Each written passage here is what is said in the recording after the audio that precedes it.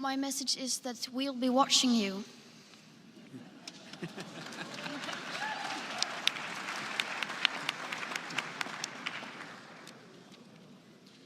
This is all wrong.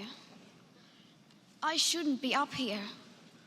I should be back in school on the other side of the ocean. Yet you all come to us young people for hope. How dare you? You have stolen my dreams and my childhood with your empty words, and yet I'm one of the lucky ones. People are suffering, people are dying, entire ecosystems are collapsing. We are in the beginning of a mass extinction, and all you can talk about is money and fairy tales of eternal economic growth. How dare you?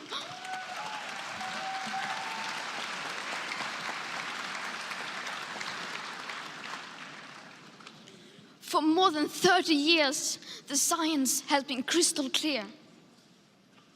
How dare you continue to look away and come here saying that you're doing enough when the politics and solutions needed are still nowhere in sight?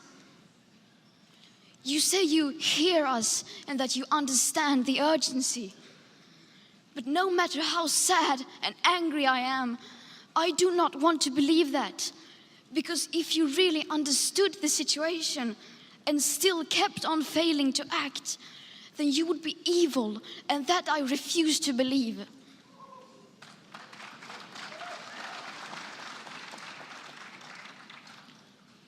The popular idea of cutting our emissions in half in 10 years only gives us a 50% chance of staying below 1.5 degrees and the risk of setting off irreversible chain reactions beyond human control.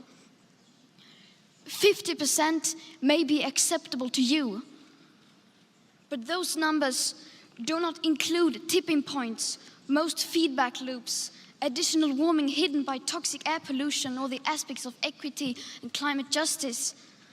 They also rely on my generation sucking hundreds of billions of tons of your CO2 out of the air with technologies that barely exist. So a 50% risk is simply not acceptable to us, we who have to live with the consequences. To have a 67% chance of staying below a 1.5 degrees of global temperature rise, the best odds given by the IPCC, the world had 420 gigatons of CO2 left to emit back on January 1st, 2018. Today, that figure is already down to less than 350 gigatons.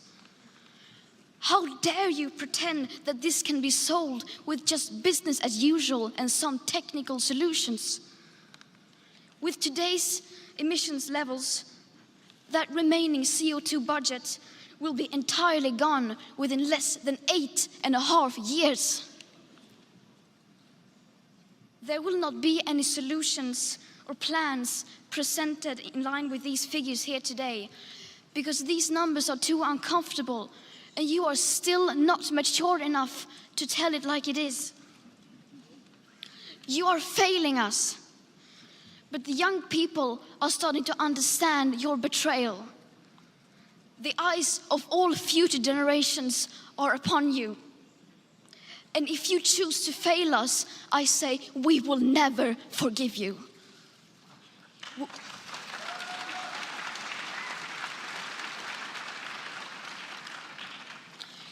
We will not let you get away with this.